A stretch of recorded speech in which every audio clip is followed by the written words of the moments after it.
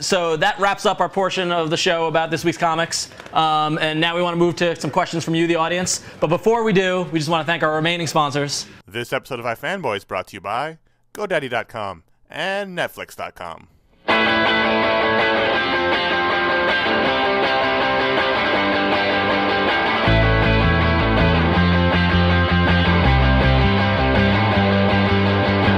All right, so audience questions. We have prizes for people who ask a question. So if you have a question, if you can come around here, I have a microphone. Speak into it. Speak into it and just say your name, where you're from, and then your question, and then I'll give you a prize. Warming up? So come on down, bro. Come on. Oh, don't funk. All right, I'm Gabe Perez from Brooklyn, New York. Represent. Represent what? You lost me. Mayhem. Mayhem. Thank you so much. You guys been podcasting for 4 years now. I've been podcasting for 2. Is it 4? It's been 4. It's been 4. Mayhem. Mayhem. Continue. Are you surprised by the growth of podcasting over the past 4 years, and where do you see this podcasting going in the future? Podcasting. It's an essay question. Oh, it's like an SAT kind of thing. I mean, it's been great. I don't think anybody expected that we'd still be doing this 4 years later and that other people would be doing it. I mean, I know a lot of people here have their own podcasts, and that's awesome. It's kind of like the... It's interesting. For me, like, I mean, I feel like we tend to just put our head down and do the show. Yep. And, like, we see, like, numbers climbing, and we see more people listening, and we see more people at the site and people everything. coming to but events. It's a very, yeah, that's actually very true. It's Friday night, people. I know. Seriously. Get a life. Thank you. But no, but it's cool. I mean, I don't think it's going. I mean, it's my career. It's our career. I mean, I don't think it's going anywhere. So, I would like it to be bigger. I hope it doesn't. I mean, yeah. I would have thought maybe we would have shown. I think the economy taking a dump didn't help because, like, podcasters are at the bottom. You know, of the advertising food chain, as it were. So if you want to make a run at it as a professional, it's a lot harder now than it was even 6 months ago. No, 10 months ago. But that is changing, and there are, things are turning the tides. I mean, housing market is returning. Yes, exactly. But there's no reason for it to go anywhere. So I don't think it's going to disappear. It's not like 5 years and be like, oh, remember when we podcasted? It's funny though is that it's hard. It's a lot harder to break in now to stand out, and I think that's the one thing. In a given niche field or something like that, it's going to be a lot harder to build an audience in the way that we did, or that Comic Geek Speak did, or Around Comics, or somebody like that. Like, when we started, you'd go and you'd search comic books at iTunes, and there were 10, 12, 15, something like that. Now there are hundreds. There's 250 plus. Really? Yeah. So speaking of that, what is your podcast called? How can people find it? I have like 3. I'm basically on Strangers with Comics, The Fixers Hideout, and when I do with Darrell, No Apologies. Awesome. Very good. All right, so prize time. Give them a thing. All right, well, first off, you get 2 passes to check out Whiteout, thanks to our friends at Jimmy Hanley's Universe. And now you got to close your eyes and stick your hand in the bag and pick one. That's how we're going to do this. Last time was not. You told me that last time. What? Oh, he goes for the biggest one. There you go. That's a Walking Dead Volume 2 Ultimate kind of absolute edition, I think. You don't know what's in this bag. Look at that. That's an example. Boy, the next one's going to be disappointing. I know. Woo! It's a pop can. More disappointing than that. Hello, sir. Hi, my name is Darrell. Jesus. I'm stalking today. He's found us. Ask your question. I'm from New York. My question is, with the indie writers that are new, that are coming up, what do you think will be the writers who will cross over to mainstream books? Interesting. It's funny because all the guys who I was really into have crossed over in the last year and a half or so. Yeah. So like Rick Remender, damn it. Jonathan Hickman, damn it. I mean, well, that's the thing is that like I was thinking about this before San Diego because I wanted to write an article for iFanboy about who are the writers to look out for. And like you said, we're in a position where a class of writers have moved up. And waiting for that vacuum to get filled. And what I think it is actually is that who are the artists that are going to break through?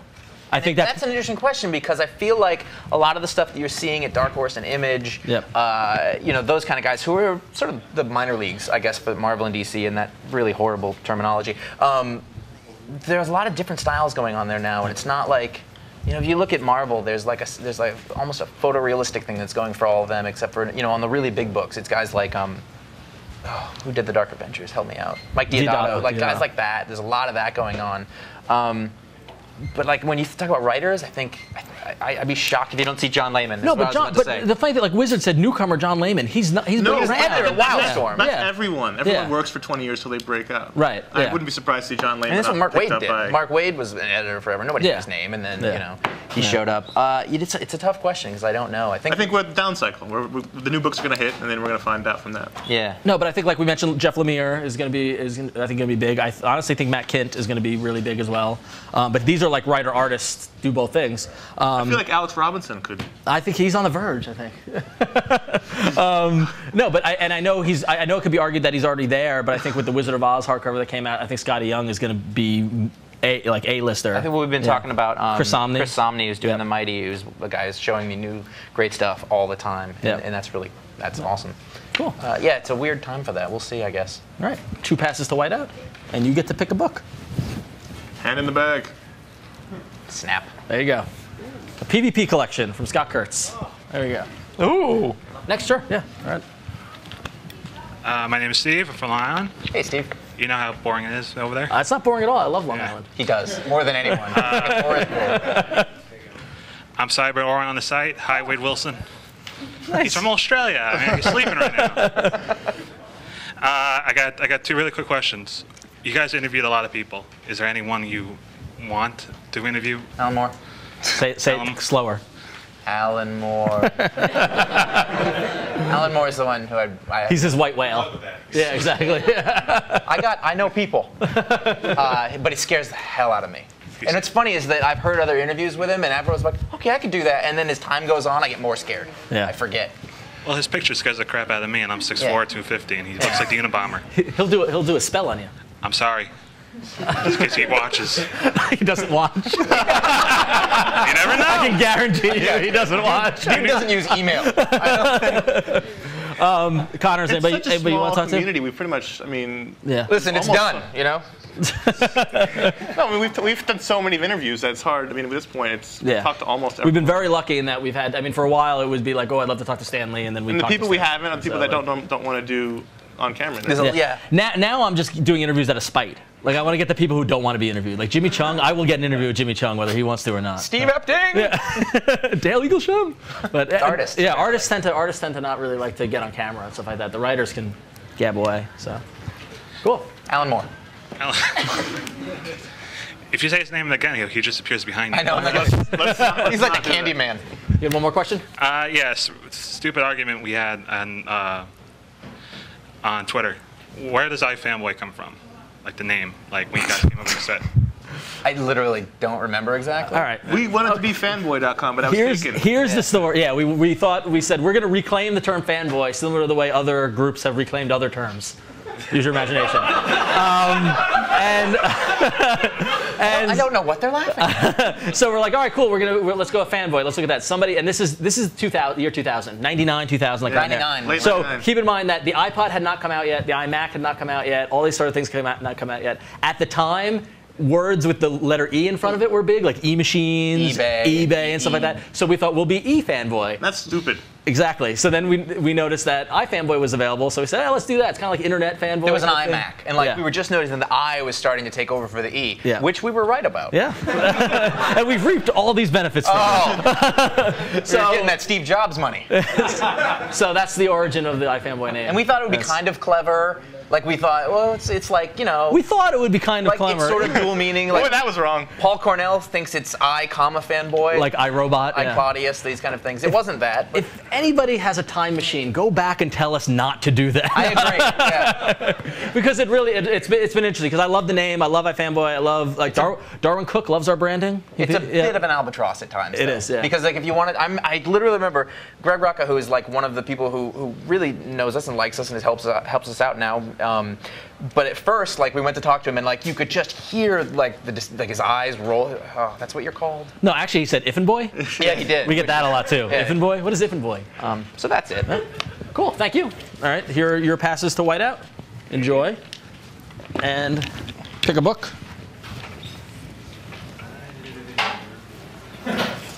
Hey, you got the Invincible Volume 4 Ultimate Collection. Good job. Thank you. Thank you for. Thanks, man. All right, so before we move to our next question, I just want to thank, before we forget, we want to thank the fine folks at Jim Hanley's Universe for hosting us. We want to thank them for letting us all come here. And also, we want to thank Vito Del Sante, who has helped us out many times over the years, and he's got a book coming out called FCHS, coming out in October. Grab that. So, excellent. All right, next question. You want to be careful around him. Yeah. Hi, my name's Steven from Brooklyn. I was just wondering, I also like Sweet Tooth a lot, and do you think that the paper they chose, I don't know if that really makes a difference, but like I noticed that the way his art is on that kind of paper looks a lot better than I think it would on a like super high glossy type like they use for like Green Lantern. I mean, I don't know if I'd like it if it was on a really high glossy kind of paper. What do you guys think? I think I see what you're saying. I don't know if I thought about it so much. I like that I can read it in the sun.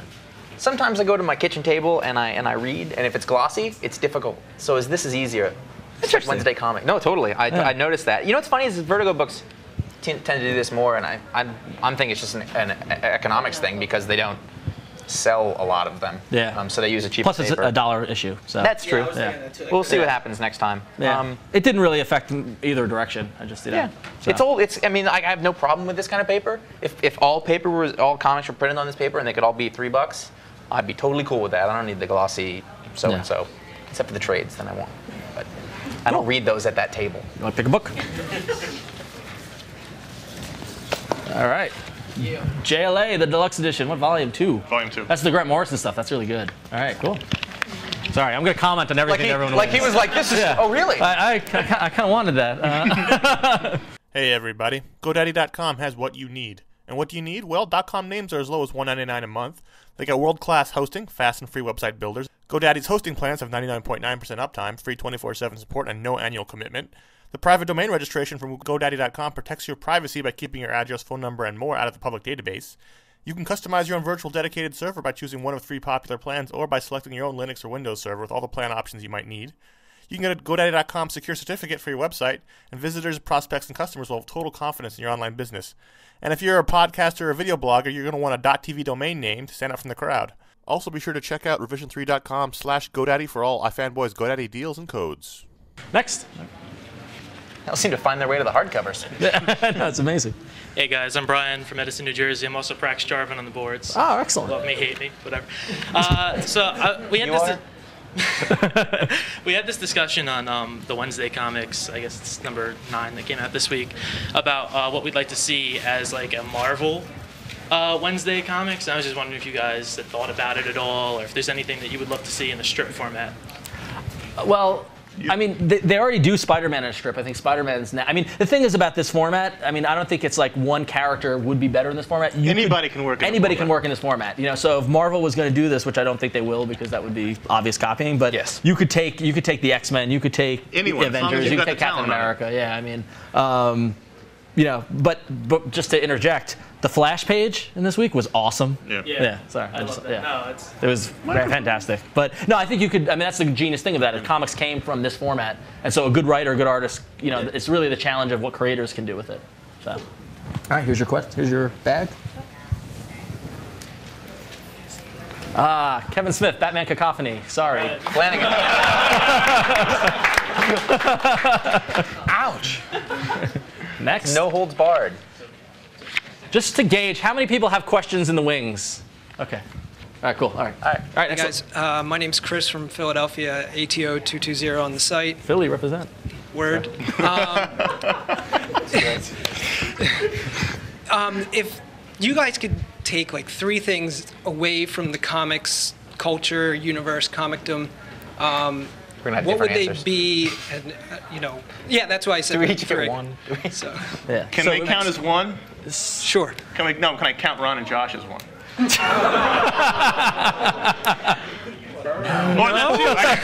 Are you guys too? So what 3 things do you want to see removed from fandom? Fandom or the comics industry? Hold the mic. Whole industry. Yeah, the whole industry. Like the whole, you know, culture and everything like that. It's a good question. It's a very good question. Right away, the first thing that is the 3-month solicit cycle. I think that wrecks a lot of mainstream books because of ongoing plots and spoilers and things like that, and the internet's driving desire to put up things first. So that, you know, all the covers now have to have nothing to do with anything. Do you remember being surprised when you read a comic? A little bit. Like when you got, I mean, some of you who are younger might not remember, the older folks might remember that you got a comic, you didn't know what was going to happen in it, whereas now I know everything that's going to happen in every book, and I'm just reading to see what happens in it. So like the surprise element is gone because of this 3-month solicit cycle. So, well, if it wasn't for us, the internet. Yeah. Every other website or podcast except for now. I would love to get variant covers. It's been kicking around my head, and I don't know how to formalize it into an article. Here's why. Daredevil 500 came out 2 weeks ago, and there was an amazing 4 weeks ago? It was 4 covers, right? There were 4 variant covers, and of those 4 covers, there was a Jeff Darrell one, which was the Ultra Chase one, which I think was like 1 out of every 50. Nobody got that. No, my store in San Francisco did, yeah. It's just like they make you order way too many to get that kind of thing. It's absurd. Exactly. So what happens? The retailers need to order a set amount in order to get one of those variants, and then what happens is then the retailer charges $50 for it. You have to. Exactly. Well, yeah, exactly. You're not going to sell all those copies. You paid for it. Exactly. Exactly. And but what sucks about it is that me, the fan, I wanted that Jeff Darrell cover really badly, but I'm not going to pay $50 for it. Download it on the internet. Well, exactly. So yeah. So I mean, so I understand how in a perverse way it helps retailers, and I don't want to hurt retailers, but ultimately the fans end up hurting as well. Exactly, and that's So you get one. I would get rid of the idea that the most important thing in a story is how it fits into continuity, and not how good it is. Because that seems to be just me. Seems to be the first question anybody asks is how does it fit, and not did you enjoy it or was it good. And that should be a consideration, but not the most important, which was is it a good story, and not is it line up with every other book that comes out, which it won't. Yeah. That would be my thing. Cool. You thought I was going to say Straczynski, didn't you? No, take a book. We brought bags of books. We have lots to give away. Take one. I don't want it. Oh, look, you weren't going to take it. Wow. It's a signed Flash Rebirth by Jeff Johns. So, yeah. Yep. Next. Oh, you totally cut, but okay. Oh, I'm sorry. We're doing a show here. Come on. All right. Sorry. Okay. So I'm Allie from Long Island now. So Josh technically owes me an answer to my what are your top 5 ongoing series questions from the barbecue show. Oh, ooh, a callback. Yeah. I'm here now, so I have to do it. Scalped, The Mighty. Yeah. Just say those. Ultimate Spider-Man. Hellblazer. No, Scalped, Hellblazer, The Mighty. Fables. It's not Fables. Green Lantern.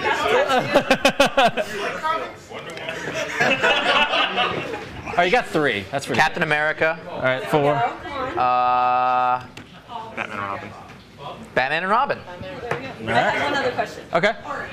Oh yeah, take it. Come on. So my one other question: if you could be in any of the Green Lantern or any of the Lantern Corps, which one would you want to be in? Well, I just keep remembering because somebody pigeonholed us into the Corps, and we got orange by default. Yeah, you got orange by default. It doesn't make sense, really. I don't think we know what it was. I like the Blue Lantern. I like the Compassion. No, that kind of deal. Not Compassion. No, that's Indigo. Hope. I like the Hope ones. Yeah. I don't want to be purple. Right. I would have to go with blue at this point. Yeah. There's a lot of hope. Oh. I want green because the only ones that are going to have a job, like indefinitely. Everyone else might go away. It's a practical decision. Yeah. Nice. I know I've got employment. Pick a book. What is that? Oh, Platinum Grit from Image. Yep. That's our wild card book. This is volume 1. Yeah. All right, next.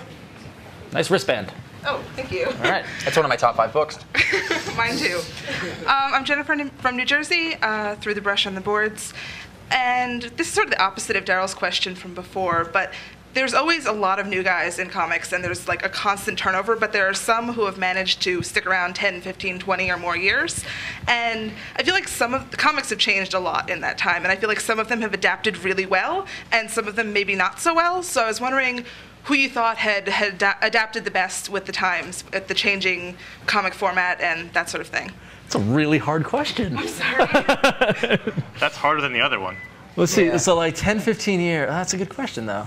I mean, it doesn't have to be that. I mean, I'd say that the guy who's adjusted best and who's well, artists tend to be all right with it. Yeah. It's the writers that are the difficult ones. Yeah. Well, no, but I think going further than 10, 15 years, I think we talked about how like John Byrne and like those artists have had a hard time in the modern age. Kurt Busiek, yeah. He's been writing for a long time. Yeah. He adapted to the new style. He's adapted well, yeah. I think if you want to talk about somebody who was a really big name and then sort of dropped off the face of the earth and now has come back, is James Robinson.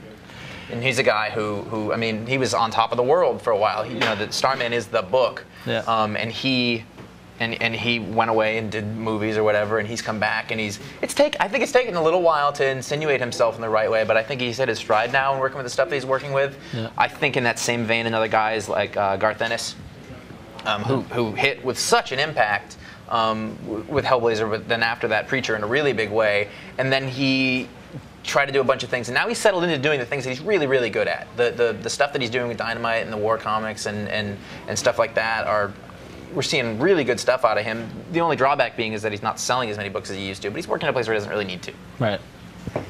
Cool. All right. Pick a book. Invincible, Volume 11. Cool. Excellent. Next. How's it going, guys? I'm Chris from Forest Hills, comic book Chris on iFanboy. And I don't know if you guys were... Queens. Whatever. He lives in Queens. All right. Cool. Hey. I don't know if you guys are aware, but there are some very heavily hyped video games coming out that are based on comics, like Batman Arkham Asylum and Marvel Ultimate Alliance 2. I don't know if you guys were aware of that at all. I haven't seen any ads for those books, for those games at all. None at all. I don't think anybody has. And I was just wondering, out of all the comic book-based video games, what's your guys' favorite and least favorite? And that includes arcade games like the Immortal Konami X-Men game. That's a good one. This is going to burst a lot of bubbles, but we're not really big gamers. I know. We're casual gamers. I mean, he has an Xbox. Connor and I have Wii's. I'm thinking of getting an Xbox. I'm like on the fence. But I played Arkham Asylum last week, and it was pretty cool. I liked it. I liked Ultimate Alliance 1. I'd play that again. We had a lot of fun playing the Wolverine demo. We did, with the lunging. But that was about all you needed. Yeah. We game for about a day. We play the game for a day and then we move on. It's funny because when I do play, I don't play that many games. I'm like the kind of guy who waits after they come out, and they become the greatest hits, and they're $20. Yeah. That's when I play. So I just finished like BioShock. Yeah. So that's where I am. And I guess I spend so much time in comic books that I'm not hunting for a comic book adaptation of the video game. I want something different from them. So like I played the Batman Arkham Asylum demo, and to me everybody's really happy about it. But like, I have books about him. I've seen the animated series. Like it's stuff we've seen. It's stuff that like, I guess if I find the time to play games, I'd want to play something else. And this is not the normal, because people are going nuts about that game. You know what I'm really worried about? Champions Online. I get a lot of emails about that. A lot of PR about that one. No, but I mean the MMO, I'm doing a World of Warcraft like superhero game. I'm like, I can't play this because City of Heroes? They did, and I couldn't play that one either. Yeah, well, no, I mean I could play it. I couldn't play it for my job. I needed to not.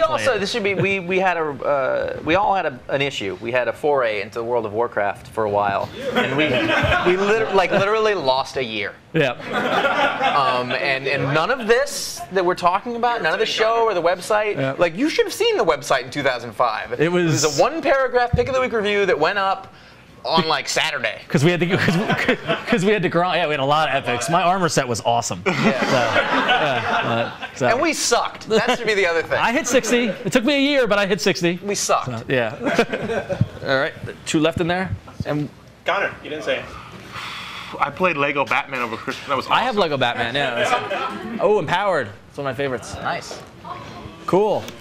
Thanks to Netflix for sponsoring this episode of iFanboy. With Netflix, you can rent over 90,000 titles online, including lots of Blu-ray titles, with free shipping both ways to your home. They now have over 40 shipping centers, so almost all deliveries happen in just one business day. And Netflix plans start at $4.99, and as a new member, you can get a no-risk 2-week free trial membership by checking out www.netflix.com/iFanboy. And remember to use www when using that code. You can cool. Thank you. Excellent. Yeah. All right. Oh, and here's everyone's favorite part of the show. Where it goes off the rails. The end. So, Connor. Oh, sorry. That's what the C means. Yes. Oh. Don't give away the code. You can check out iFanboy.com for Josh's Pick of the Week review. You can check out all of our great writers. Paul's one of them. He's sitting there.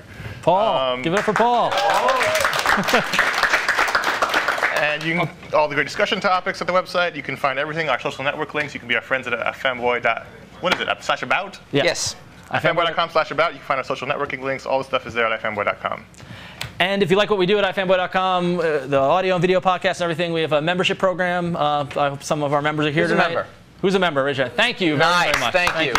And if you're not a member, for those who didn't raise your hand, you can sign up for $4 a week or $42 a year. Or month. Sorry, $4 a month. You can do for a week. It's not a Ponzi scheme. So $4 a month, $42 a year, and you get some stickers and some pins, and we send you a free comic to replace that $4 that you're spending. If you got a little more money, you can spend $10 a month or $100 a year and get you a free T-shirt, as well as all the other great stuff. And we do iFanboy.com for free, and you all the members help us keep the lights on and keep everything going. So thank you very much for your support. And you could also go to iFanboy.com/store, and that's where you can sign up for the membership, as well as purchase our limited edition T-shirts. We brought back the Herm shirt, which is in the audience. Everybody can see the Herm shirt in the wild. So if you missed your opportunity to get a Herm shirt, order it now. You can also get the Power Responsibility T-shirt. That has nothing to do with any spider-related characters. And for those here, we have some. If you haven't bought one yet and you'd like to buy one, we've got them here. Yes, we brought them. And but if you don't have money tonight, go to iFanboy.com/store. You can pick them up there. Cool. We normally do a video show. This is going to be a video show. We are going to take a little fall break. We've done 135 straight in a row. We worked hard, and I need a little time. But listen to me. I'm telling you, we're on. It's on the record. We're coming back. Yes. I promise. It will be good. It will probably be better. We've already got shows planned. Yes, we do. No.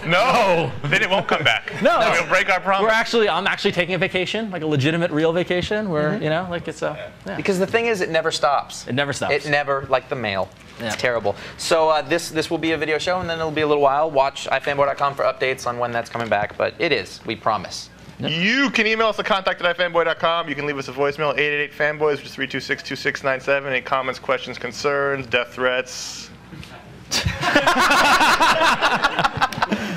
One time. I don't even remember it.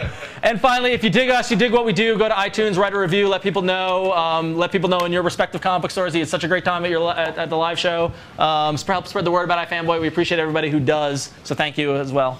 So thank you everybody for coming. We appreciate it. We're ever thankful for you. We're gonna go next door to Legends in a bit. But we also have, for those who didn't get stuff, we've got more free books to give away. We've got T-shirts for sale. So we're gonna regroup in Legends in probably about 20, 30 minutes or so. So if you didn't get dinner, please shop at Jim Hanley's Universe. Help thank them by spending money. Thank you. Thank you. And thank you everybody. Cool.